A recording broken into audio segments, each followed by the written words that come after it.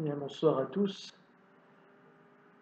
Depuis quelques semaines, on entend de nouveau beaucoup parler des apparitions de Medjugorje et on peut lire sur les réseaux sociaux énormément de choses différentes, avec du pour et du contre. On voit les dernières déclarations du pape demandant une commission d'enquête et demandant surtout à l'évêque de Mostar, l'évêque du lieu, de se taire et de ne plus parler sur ces apparitions. De son côté, l'évêque continue à nier les faits de manière assez virulente, même, je dirais, de manière violente. Je ne suis pas là pour reconnaître l'apparition. Personnellement, je n'ai pas eu le grand privilège ni le grand honneur que Notre-Dame apparaisse en ces lieux, mais je voudrais tout bêtement, tout simplement, comme un homme, vous donner le témoignage, mon témoignage que je peux faire sur la visite que j'ai faite en ces lieux il y a 19 ans maintenant. J'étais encore très jeune, je devais avoir 18 ans, j'étais à quelques mois de mes 18 ans. Et rien que le fait d'y aller a été accompagné de circonstances assez étranges, très particulières. Nous étions donc en août 98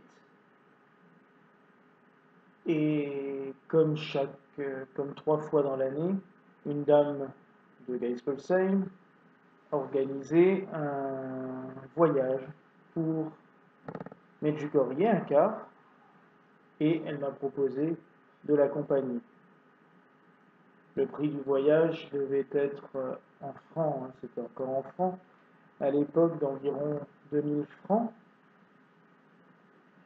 Il fallait avoir 800 francs à donner tout de suite pour payer le bus, le transport et tout ça, et 1200 francs qui étaient payés sur place dans les pensions et pour les repas.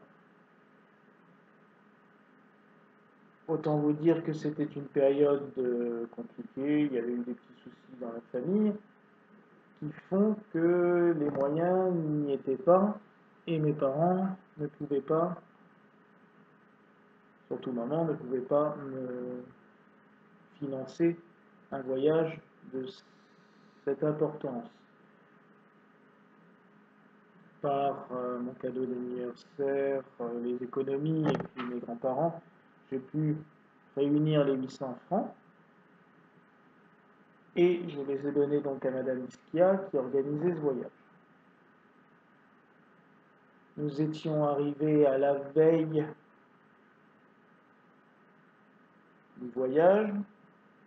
J'ai appelé Madame Ischia le matin en lui disant écoutez, j'ai un souci, je ne peux pas payer, je n'ai pas l'argent.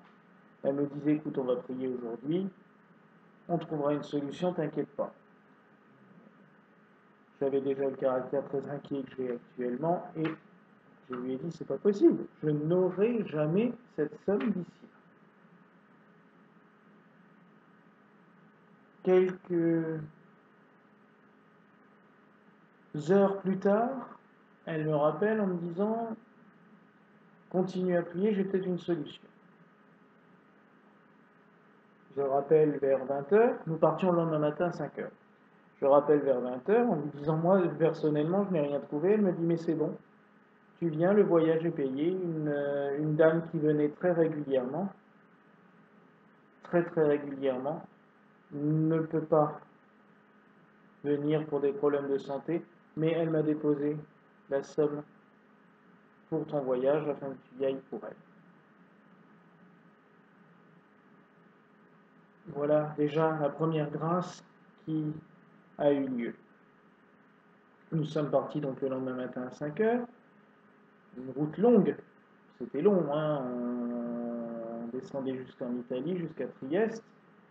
À Trieste, nous avons récupéré un prêtre africain, un jeune prêtre africain. Nous avions dans le car avec nous le curé Schmitt, qui venait de Marmoutier. Nous étions partis tous ensemble. J'étais devant avec aussi mon camarade, Alexandre, qui était le petit-fils de la dame, de l'organisatrice, et qui était un copain de classe. Et nous avons continué donc jusqu'à Trieste. Nous avons dormi de l'autre côté de la frontière, en Slovénie, dans ce qui était les anciens haras des empereurs d'Autriche. Nous avons pu célébrer la messe dans une très jolie petite chapelle. Et le lendemain matin, nous sommes repartis pour arriver en fin d'après-midi à Medjugorje. Nous étions en 97, la guerre venait de finir, donc je vous passe les détails de la route. Mais route chaotique, les passages aux frontières très compliqués, très longs. La route, oui, avec des champs encore où il valait mieux. On nous disait que quand on faisait une pause, qu'il fallait mieux éviter d'aller marcher dans tel ou tel champ ou dans tel ou tel bois, puisqu'il risquait d'y avoir encore quelques armes ou mines qui pouvaient traîner. Et nous arrivons à Medjugorje, où je découvre un lieu très organisé au niveau de la paroisse. Il y avait déjà les confessionnaux, l'esplanade pour faire des célébrations, l'église. Nous avons visité l'église. Puis d'autres différentes choses. Nous avons participé aux activités.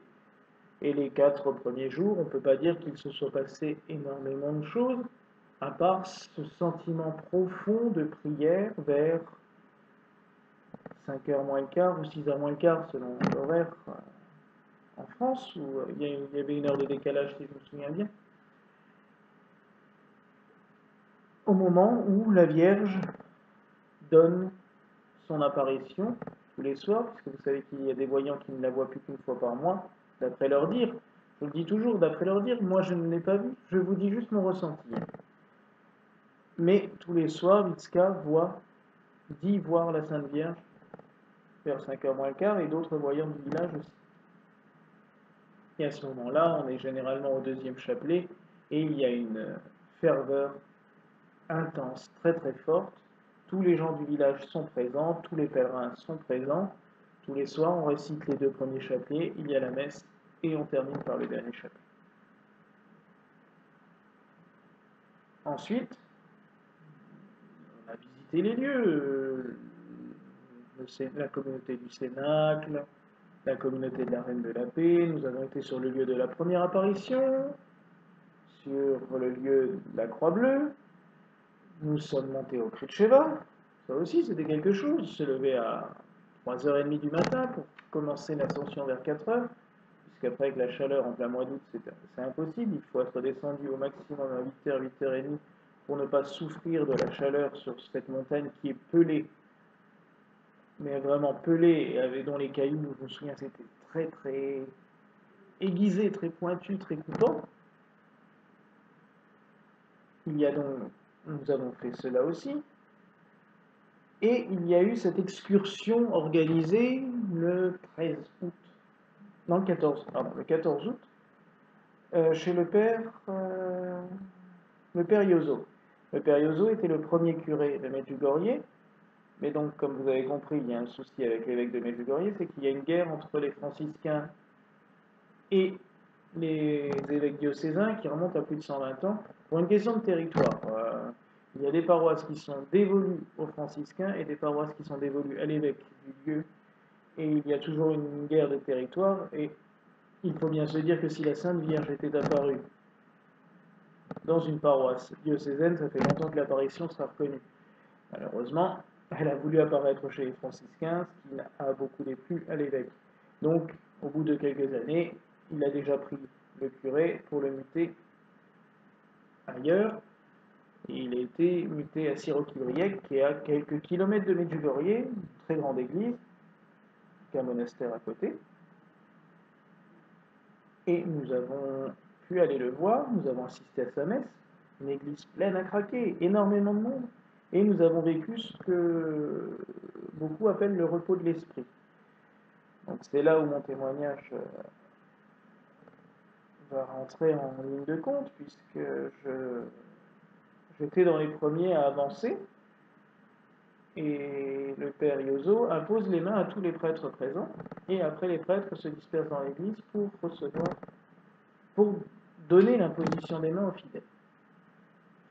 Et j'arrive près de ce prêtre qui m'impose les mains, c'était un prêtre français, et je sens une chaleur, et en même temps des picotements, un engourdissement qui vient du sommet du crâne et qui descend, tout doucement, et qui commence à m'envahir totalement. Quand on arrive, à peu près, quand ça arrive au niveau des genoux, j'ai une résistance pour ne pas tomber, et le prêtre me dit laisse-toi partir, et je dégringole. Ce que je vais vous dire là, c'est ce que m'a raconté mon camarade qui était derrière moi, puisque lui m'a vu tomber, moi je n'ai rien senti, tout ce que je me souviens c'est d'être allongé sur les marches de l'hôtel. D'après mon camarade, ma tête a cogné très fortement les marches de l'hôtel, puisqu'à ce moment-là personne n'était encore prêt à ramasser les autres qui tombaient. Et je me souviens juste un petit peu ce que disent les témoignages des EMI, voir mon corps, voir tout ce qui se passe d'au-dessus. Ça a dû durer 10 minutes à peu près, avant que je daigne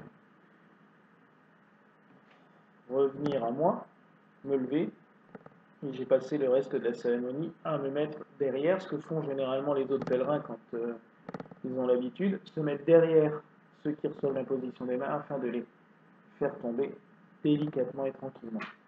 Alors vous avez cette manifestation-là, le repos de l'esprit, il y en a qui vont se mettre à rire, j'ai vu des gens partir en éclats de rire, des gens pleurer, des gens qui n'ont pas pleuré pendant des années qui se mettent à fondre en larmes. Voilà ce qui s'est passé à Sirokibriek. On remonte dans le car, et le curé Schmitt, qui était assis à côté de moi, me dit « Ce que je viens de vivre là, c'est exceptionnel. C'est la première fois que je ressens les effets de l'Esprit Saint. » Un prêtre qui était prêtre de paroisse depuis une bonne cinquantaine d'années, il avait 75 ans déjà à l'époque. En effet, moi aussi, j'ai ressenti vraiment l'Esprit Saint ce jour-là, et ça a joué sur ma vocation plus tard. Le soir, il y avait la vigile de l'Assomption, donc après la messe et le dernier chapelet, nous retournions tous pour nos repas, et nous devions revenir pour 21h derrière l'église pour l'adoration. Il y avait une grande célébration avec le salut du Saint-Sacrement, un temps d'adoration d'une heure, et on se met à genoux dans les graviers, mais fois 17 ans, on le fait facilement. Et généralement, on le faisait les 5 premières minutes, puis on s'asseyait, et puis on se remettait à genoux pour la bénédiction. Là, tout d'un coup, je n'ai plus notion de ce qui se passe. Tout ce que je vois au-dessus du cœur de l'église et des deux pointes des clochers qu'on voit devant, une grande croix lumineuse, très lumineuse, avec un cœur au milieu brillant. C'est indescriptible, et c'est surtout totalement incohérent, puisque même pas,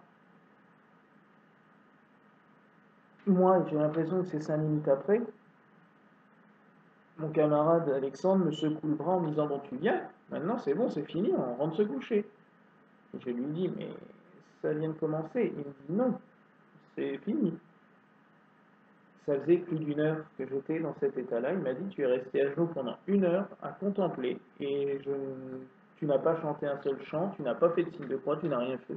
Tu étais là complètement parti. » Et j'ai vu cette image-là. Ceux qui sont venus dans mon église récemment, dans notre église, au Centre Miséricorde à Strasbourg, auront vu cette croix lumineuse dans le cœur. Ce n'est pas nous qui l'avons fait installer, elle y était déjà quand nous avons pu récupérer le bâtiment. Vous comprendrez bien le signe que j'ai pu y voir en la voyant. Et la première chose que j'ai faite, c'est d'y installer moi-même un cœur au milieu, retraçant ce que j'avais pu voir il y a 19 ans. Mais il n'y a pas eu que ces visions, il y a eu un changement intérieur profond, puisque la vocation, je l'avais depuis l'âge de 6 ans, mais en rentrant, je me suis posé des questions. J'en ai parlé à mon curé, qui n'était pas du tout adepte des apparitions de Medjugorje, au contraire, mais qui m'a dit, vis ce que tu ressens. Si tu le ressens, faut aller au bout de tes ressentis, de tes sentiments.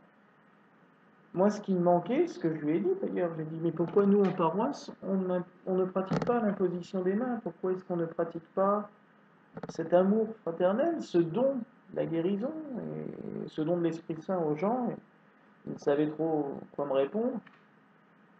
Vous comprendrez aussi, pour ceux qui connaissent nos liturgies, que quand j'ai découvert l'église gallicane, automatiquement, j'y ai trouvé ce que je cherchais, puisque toutes les messes finissent par l'imposition des mains aux malades et à tous les fidèles. C'est donc quelque chose qui est marquant. Le 15 août passe, une célébration normale, avec de très très belles célébrations, énormément de monde, et nous reprenons la route le 17 matin. Nous nous arrêtons au bord de l'Adriatique, dans une grotte de Lourdes qui est magnifique, avec un point de vue splendide sur l'Adriatique, pour célébrer la messe. C'est le père Schmitt qui fait la messe, je lui ai servi la messe, puis nous prenons le car, et en montant dans le car, il me dit, on va avoir un problème, je ne sais pas quoi, mais on va avoir un problème, depuis la consécration, j'ai ça dans la tête. Nous faisons 10 minutes de trajet, pas plus. Avec une vidéo qui nous parle des apparitions, on est en train de regarder un film, voilà. Quand un des gars du car se lève, se met à hurler et à sauter sur le chauffeur, vouloir l'étrangler, on a failli finir dans le décor. C'est Alexandre qui a réussi à le bloquer en lui donnant un grand coup dans le dos, ce qui a fait lâcher le chauffeur et tomber en arrière. Nous nous sommes arrêtés sur une aire de repos. Les prêtres ont essayé de parler avec lui, c'était pas possible. Ils ont essayé de le bénir, ils se sont pris des coups. C'était sans doute un cas assez grave de possession. En tous les cas, le père Schmitt a commencé à l'exorciser. Nous avons essayé tant bien que mal de lui mettre l'étole sur les épaules pour qu'il puisse commencer l'exorcisme. Ça a été très compliqué aussi, on s'est pris pas mal de coups aussi. Les autres du car étaient dehors avec le prêtre africain pour dire des prières et dire le chapelet en attendant. Nous avons réussi à le calmer, mais ça n'a pas été facile. C'est en fin de compte, nous avons appelé une ambulance qui l'a pris en charge, l'assurance, ambulance psychiatrique, qui l'a pris en charge. Il a été rapatrié sur la France. Le soir, c'était très compliqué, hein, je peux vous dire, pour faire dormir tout le monde, c'était très compliqué. Le père a dû faire de nombreuses prières, imposer les mains à tout le monde parce que personne n'osait aller se coucher et tout, ça a été très compliqué. Et le jeune homme est revenu en France 4 jours après. J'étais à l'aéroport avec Madame Esquia pour l'accueillir. Les parents se sont excusés puisque c'était un jeune homme qui avait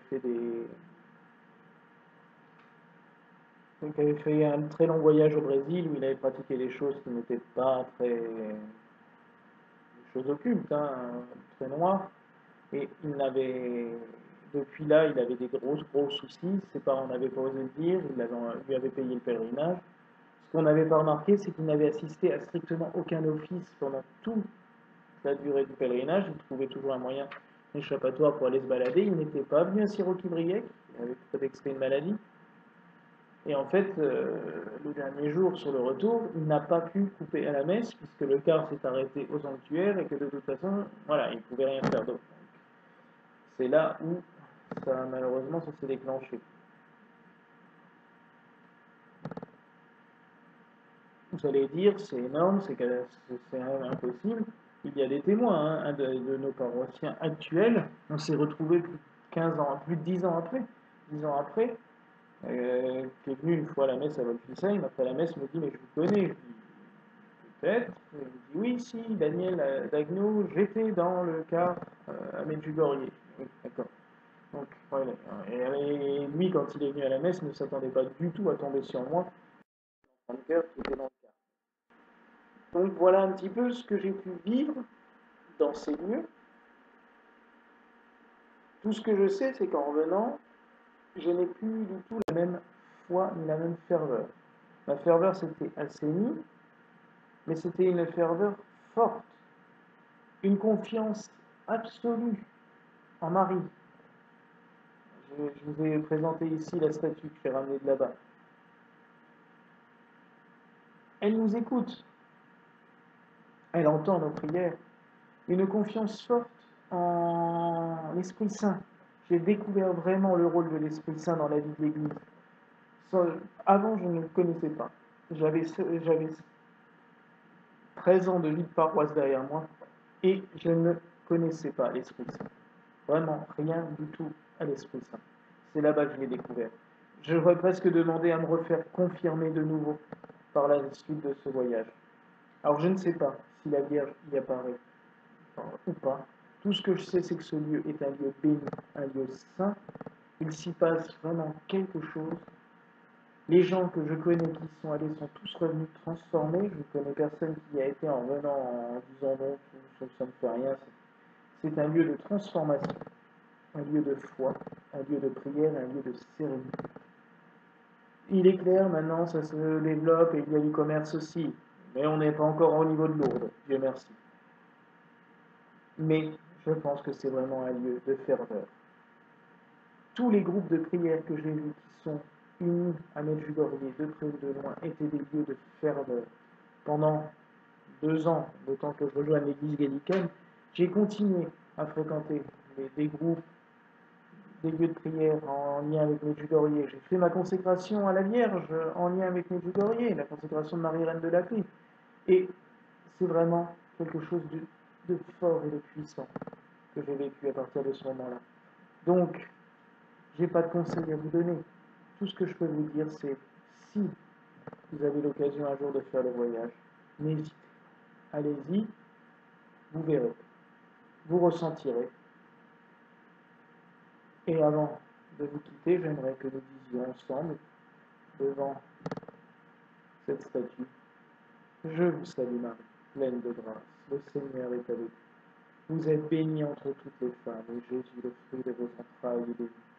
Sainte Marie, Mère de Dieu, priez pour nous pauvres pécheurs, maintenant et à l'heure de notre mort. Amen.